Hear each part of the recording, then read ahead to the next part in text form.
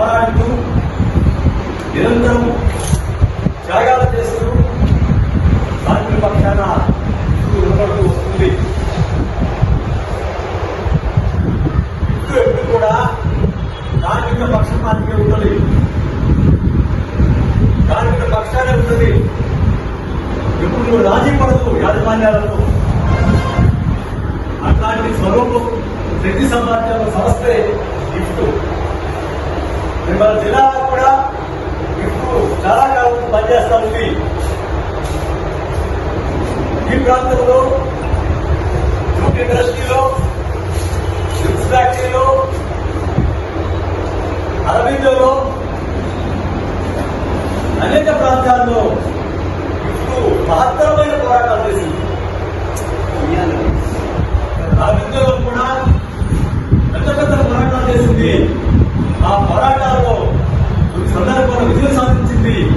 కొన్ని సందర్భాల్లో ఇంత పడినప్పటికీ అక్కడ కొంతమంది కార్మికులకు అత్యధికంగా జీతాలు పెరిగాయి.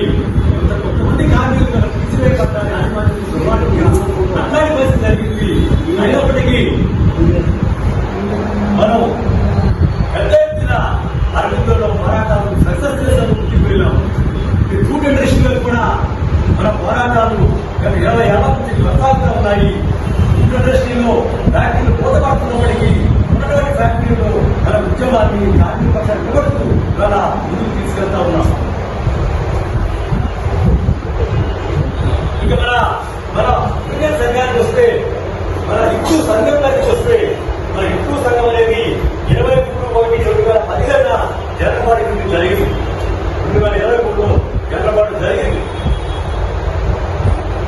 తర్వాత మన హిందూ సంఘానికి ముందుకు తీసుకెళ్ళడానికి మనం ప్రయత్నాలు చేశాం.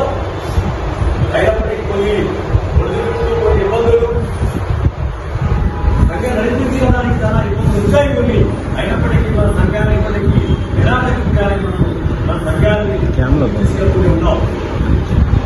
ఆ తీసుకెళ్తున్న భాగంగానే ఈరోజు జనరపాటు జరుగుతాం. మనం ఇదోసారి 2003లో కూడా ఇంకా రాష్ట్ర భాషలు కూడా జరిగాయి. ఆ రాష్ట్ర భాషలను కూడా మనం చాలా విజయవంతంగానే మన జిల్లా కార్మికులు, జిల్లా యంత్రాంగం అంతా పనిచేసి విజయవంతం చేశాయి. ఆనాటి రాష్ట్ర కమిటీ కూడా మన జిల్లా కమిటీకి చాలా ధన్యవాదాలు చెప్పింది. ఇంత తక్కువ టైంలో మీరు ఈ సభలు చేయడం అనేది చాలా గొప్ప విషయం. ఏ జిల్లా వాళ్ళు కూడా ముందుకు రాలేదు.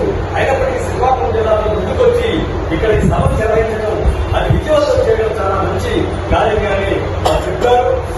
అట్లాంటి చరిత్ర, ఎర చరిత్ర ఉంది మన ఇంటికి శ్రీకాకుళం జిల్లాకి. మన పక్కనే పోరాట గడ్డ, నెల్లిమలలో అనేక పోరాటాలు ఇంటివి. అట్లాంటి ప్రాంతాలు అక్కడ ఉన్నాయి. వైజాగ్ అనేక ప్రాంతాల్లో ఇవాళ మనం ఉద్యమాలు కొనసాగిస్తున్నాం. అయితే ఈ ఉద్యమాలు కొనసాగిస్తున్న క్రమంలోనే ఇవాళ మతోన్మోదులు, బీజేపీ వాళ్ళు అనేక రకాలుగా మనల్ని కార్మికులు తగ్గిస్తున్నారు. వారు ఆడుతున్న కార్మికులని వ్యవసాయం పెడుతున్నారు, భయపడుతున్నారు. సంవత్సరాల నుంచి జైలులో పెట్టేసే విధంగా చేస్తున్నారు. మతాన్ని రెచ్చగొట్టి రాజ్యాంగాన్ని పక్కన తొక్కివేసి ఏ స్థాయికి వాళ్ళ మత ఉన్మానం వెళ్ళిందంటే, వాళ్ళ నేతృత్వంగా బీజేపీ ప్రభుత్వాలు వెళ్ళిందంటే, అన్ని ఇండిపెండెంట్ వ్యవస్థని, గెలిచిన కమిషనర్ని, చివరికి కోర్టులు కూడా ఇవాళ జడ్జిలు కూడా భయపెడుతున్నారు. జడ్జిలు కూడా ఇవాళ కోర్టులో ధైర్యంగా తీర్పునిచ్చే పరిస్థితుల్లో లేదు భారతదేశం. తీర్పునిస్తే ఏమవుతుందో మొన్న అన్నాడు సుప్రీంకోర్టు జడ్జి, సుప్రీంకోర్టు ప్రధాన న్యాయమూర్తి, ఇండియాకి ప్రధాన న్యాయమూర్తి వాడు ఏమన్నాడంటే, సుప్రీంకోర్టు బెంచ్ పైన కూర్చొని ఈ కార్యక్రమంలో నిరుద్యోగులు అవారాగాలా తిరుగుకొని ఈ సోషల్ మీడియాలో పరిమాణాలు పోస్టు పెట్టి చంద్రబాబు చెప్పారు. వాళ్ళు ఏ స్థాయిలో మాట్లాడుతున్నారు. జడ్జి వాడు దేశానికే జడ్జి, వాడి ప్రతి మాట కూడా ప్రజల్లోకి వెళ్తుంది, ప్రతి అంశం కూడా ప్రజల్లోకి వెళ్తుంది. మరి చాలా ఆశించి మాట్లాడాలి. ఏం మాట్లాడాడు చూడండి. ఖాళీగా ఉన్నవాళ్ళు, నిరుద్యోగులు, ఉద్యోగాలకు కూర్చున్న వాళ్ళు వాళ్ళ ఈ భారత్ లాగా ఈ వాట్సాప్ లో, సోషల్ మీడియాలో పోస్ట్ పెట్టి కార్యాలయాలు నేను అనలేదు, నేను నిరుద్యోగులు అనలేదు, ఖాళీగా ఉన్నదానికి దిగుబడి కదా అన్నాడు.